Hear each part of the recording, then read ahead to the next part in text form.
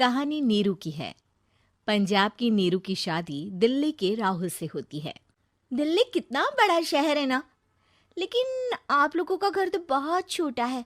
हमारे पंजाब में तो ये बड़े बड़े घर होते हैं कि मजा ही आ जाता है। कोई बात नहीं नीरू, मैं भी तुम्हारे लिए बहुत बड़ा मकान बनाऊंगा बहुत जल्दी।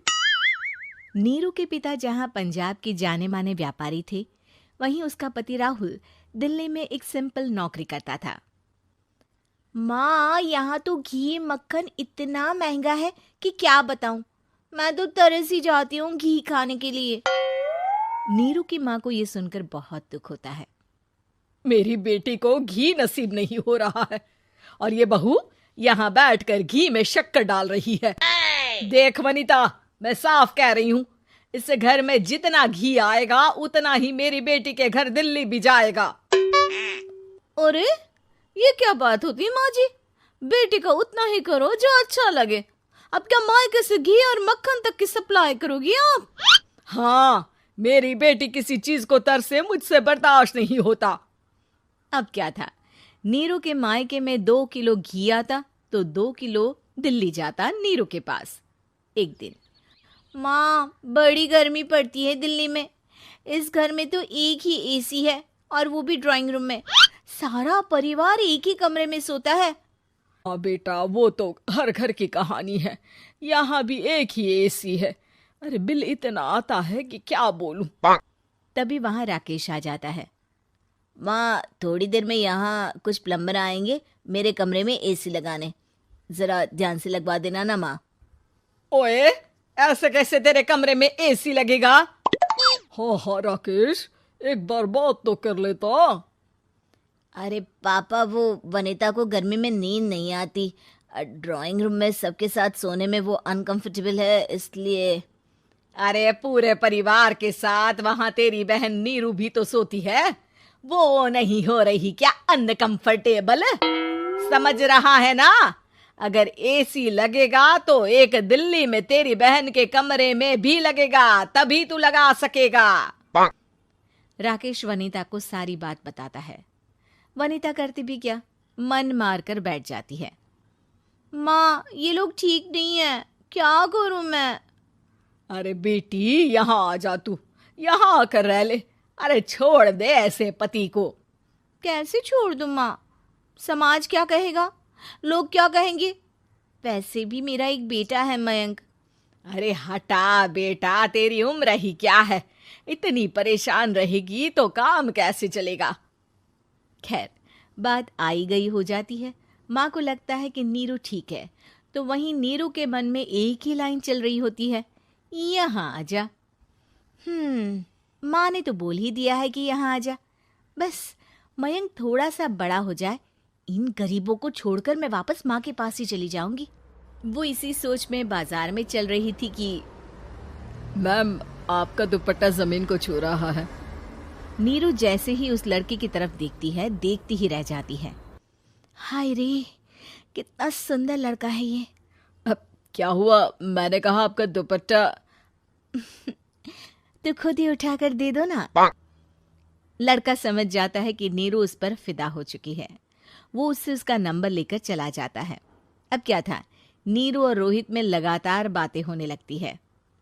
मैं हरियाणा का रहने वाला हूँ, यहाँ एक बड़ी कंपनी का मैनेजर हूँ। अच्छा, और कितने बच्चे हैं तुम्हारे? बच्चे? अरे मेरी तो शादी भी नहीं हुई है। तुम बताओ, शादी करोगी? नीरू शर्मा जाती है। अब लेकिन मैं तो पहले से ही शादीशुदा हूँ। मुझे फर्क नहीं पड़ता, बस तुम शादी कर लो। भाग चलते हैं, बहुत पैसे वाला हूँ मैं, हमेशा खुश रखूंगा तुम्हें। नीरू रोहित से मिलकर सारा प्लान बना लेती है और फिर एक दिन घर से भाग जाती है। दोनों शादी कर लेते हैं। शादी के बाद, क्या बात है नीरू, तुम्हें परेशान सा देखता हूँ, सब ठीक तो है ना? हाँ हाँ, सब ठीक है।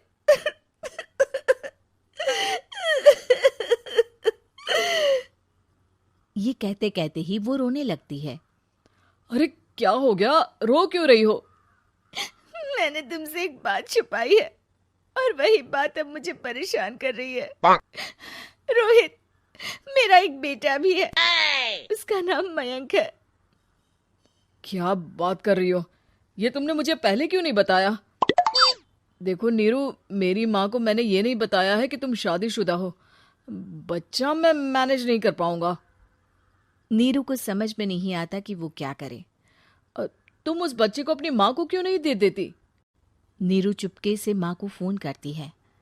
माँ, क्या मयंक को तुम रख सकती हो?